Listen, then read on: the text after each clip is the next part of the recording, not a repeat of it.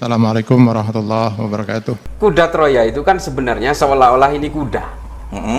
Karena tentara yang ingin menyerbu ke dalam ke orang-orang Troya ini, Tentara yang seolah-olah cinta NKRI. orang-orang yang seolah-olah cinta NKRI ini masuk dengan menggunakan kuda yang dibuat dari kayu.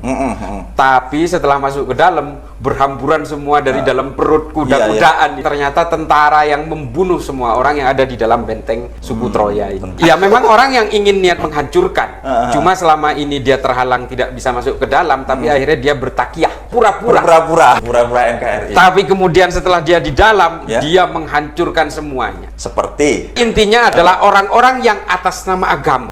Dia punya cita-cita ingin menguasai negara ini. Dia bercita-cita untuk berkuasa dengan menggunakan narasi-narasi agama. Termasuk mereka yang mempolitisasi agama. Ini adalah pendusta-pendusta itu. Tapi apakah mereka berbahaya? Tingkat keberbahayaan mereka itu seperti apa sih? Oh, sangat berbahaya ini. Seperti Ini apa? harus diketahui oleh termasuk saya, jenengan, dan Iya. semua kawan-kawan yang menonton video ini. Jadi kalau kita sedikit bercerita soal teknik-teknik takiah kuda Troya Itu ini yang kan, penting, Cak. iya. Jadi kalau kita melihat ini ya, pergerakan mereka ini di banyak negara, terutama di negara-negara seperti di negara-negara tanduk Afrika, di negara seperti di Nigeria, di Mali dan sebagainya, dan di Asia Selatan. Ini paling gurih ini, kayak model-model begini. Di Asia Selatan? Iya, ini mereka memang masuknya itu sangat normatif. Pada tataran yang normatif, mereka melakukan infiltrasi ke lembaga-lembaga tentara, polisi, lembaga-lembaga negara, departemen dan sebagainya. Setelah mereka berhasil menguasai pelayanan dan perlindungan publik, mereka kemudian menjalankan agendanya. Menyebarkan tentara di dalam kuda Troya itu. Kuda tadi. Troya ini kemudian bergerak dan menghancurkan, dan kita lihat sekarang contohnya Sudan. Sudan ini kan negara yang solid, negara yang mungkin kurang lebih seperti kita lah, mayoritas Islam. Yang menurut kita Islamnya ya biasa-biasa saja. Pemimpinnya itu dulu sangat sofistik, namanya Hasan Turabi. Tapi karena kemudian dia ini terinfiltrasi oleh paham-paham yang mengaku sebagai purifikator agama, mereka kemudian bergejolak, terlibat dalam perang sipil terpanjang di dunia. Bahkan seorang sufi pun kalah. Kalah, kurang apa coba? Makanya luar biasa. Itu dia. Dan Sudan terbelah. Dan kita tahu Somalia sekarang gimana pemerintahnya, nggak dianggap sama rakyat, karena mereka jauh lebih takut kepada suatu kelompok yang namanya Al-Shabaab. Dan kita tahu juga Boko Haram ini di Nigeria, itu perang terhadap kelompok teror intoleran dan sebagainya ini di Nigeria sungguh luar biasa. Habis-habisan mereka. Tapi mereka kalah. Karena apa? Karena dia berhasil menguasai populasi. Ini memang berat. Dengan metodologi kuda Troya itu tadi ya? Kuda Troya itu. Mereka berdiaspora. Kuda Troya kan seperti itu. Ini yang terjadi di Indonesia apa sekarang kayak gini ya kira-kira? Sedang Nggak menuju dalam tahap yang lebih... dalam tahap, menurut saya metodologinya sama. Mungkin meskipun prosesnya secara evolutif, tapi kan kita tahu metode mereka ini sedikit berbeda dengan di Afrika misalnya, dengan Sudan misalnya. Mereka di sini lebih lembut karena mereka tahu di sini resistensinya untuk melakukan hal-hal seperti yang di Somalia, di Nigeria, di Afghanistan, di Suriah, di Libya dan sebagainya, itu di Mali. Itu mungkin di sini agak sedikit berbeda treatmentnya. Di sini kan resistensinya besar. Ada NU di sini.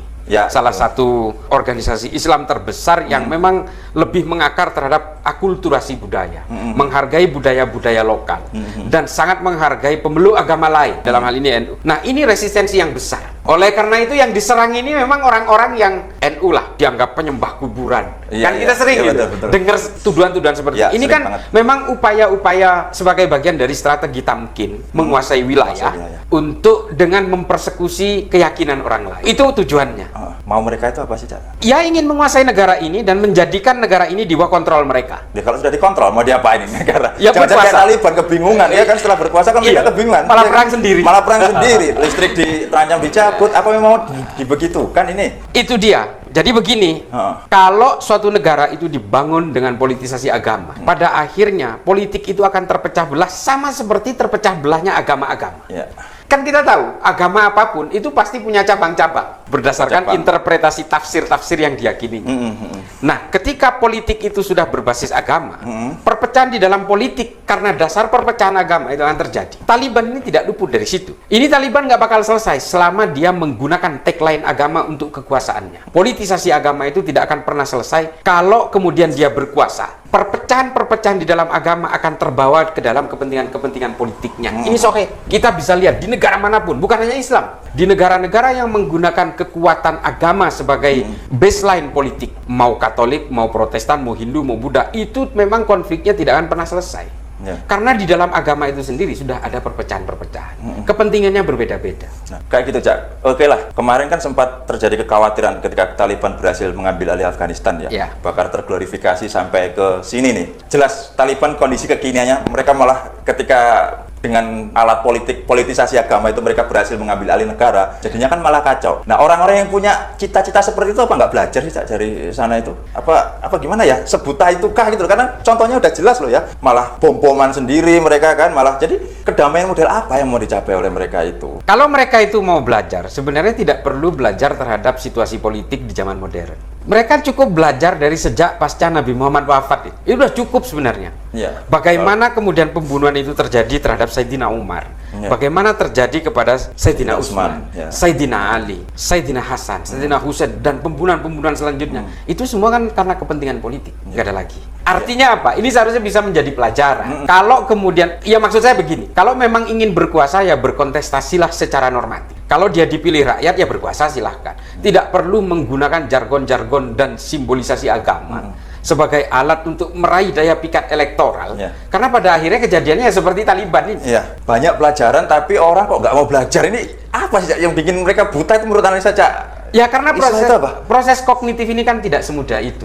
Proses kesadaran-kesadaran kognitif kalau di dalam filsafat Ya. itu memang orang kadang-kadang untuk sadar terhadap sesuatu yang lebih mencerahkan. Itu orang kan harus mengalami dulu baru bisa sadar Ya, ya. atas kesalahannya. Betul. Ada orang yang menganggap kesalahan yang dia buat itu adalah suatu kebenaran dan itu terjadi ketika dia itu sudah mabuk agama. Karena fenomenanya unik banget, Cak, belakangan ini ya, terutama di kalangan pesohor lah ya. Itu kan mabuknya udah luar biasa. Ya. Ya kita tahu ada beberapa yang mengharamkan musik, ada yang berbanting setir, ya kita nggak usah sebut nama lah, kita udah tahu yang dulunya begitu terbuka, sekarang tertutup dan ekstrim banget. Ini. Itu kenapa, Cak, bisa kayak itu? Kan itu termasuk salah satu strategi kuda Troya ya, masuk ke lingkungan pesohor itu untuk mengkampanyekan itu kan. Itu gimana, Cak? Ya tapi kalau kisah kuda Troya dulu di zaman Yunani itu kan mereka membawa pedang, alat perang. Ya. Kalau yang sekarang ini duit karungan, Mas. Duit karungan? Duit karungan, Mas. Itu literally apa cuman perumpamaan? Ya, jadi gini, kalau kita mau melihat teori itu, kita harus kembali kepada teorinya Antonio Gramsci. Gramsci itu bilang, suatu ajaran atau ideologi tanpa ada kehadiran uang bersamanya, ideologi itu tidak akan pernah bisa masuk ke suatu kaum Termasuk atau ke Indonesia, suatu negara. Berarti itu ideologi. Itu yang berlangsung juga di fenomena mabuk agama. Sudah seperti pasti, ideologi itu kalau nggak ada duitnya akan jadi sampah. itu. Berarti ini agama udah jadi ideologi dong. Oh, bukan hanya ideologi, industri sudah. Industri agama. Industri agama. Berarti agama itu cuma merek, bukan tujuannya. Bukan. Ketika dia beserta uang bersamanya, ada uang bersama itu sudah orientasinya sudah lain. Berarti mereka menggerojok uang. Berlangsung di pesor-pesor kita seperti itu. Ya Kak, gini loh, mungkin begini. Saya terus terang ini mohon maaf ini.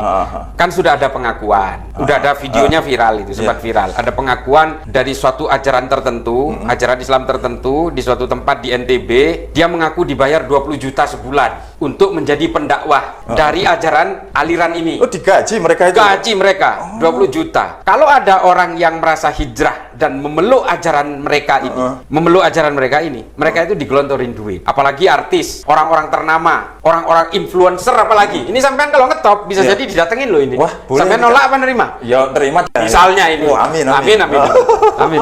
Sekelas didatengin pasti ditawarin duit sampean. Tapi dengan catatan sampean harus manut sama saya. Kontennya harus ini. Harus sesuai dengan sesuai, agenda mereka ya. Iya, dengan agenda saya, dengan akidah saya, dengan amalia saya, dengan usul-usul fikih saya, termasuk yang suruh jangan pakai BH, jangan pakai celana dalam.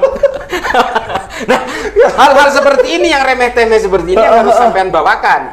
Tapi duit ada, mau kan? Itu kalau yang nerima ya. Kalau yang nolak ada nggak kayak gitu ya? Ya mudah-mudahan sih ada. Tapi kalau melihat, ya buktinya masih ada beberapa influencer terkenal yang inilah mungkin subscribernya besar, followernya besar, ya buktinya masih tetap NKRI dan mereka itu menyuarakan yang hal-hal normatif yang tidak bertentangan dengan kaidah dan norma kemanusiaan dan sebagainya. Iya. Tetap toleran, masih banyak. Ya. Wassalamualaikum warahmatullahi wabarakatuh.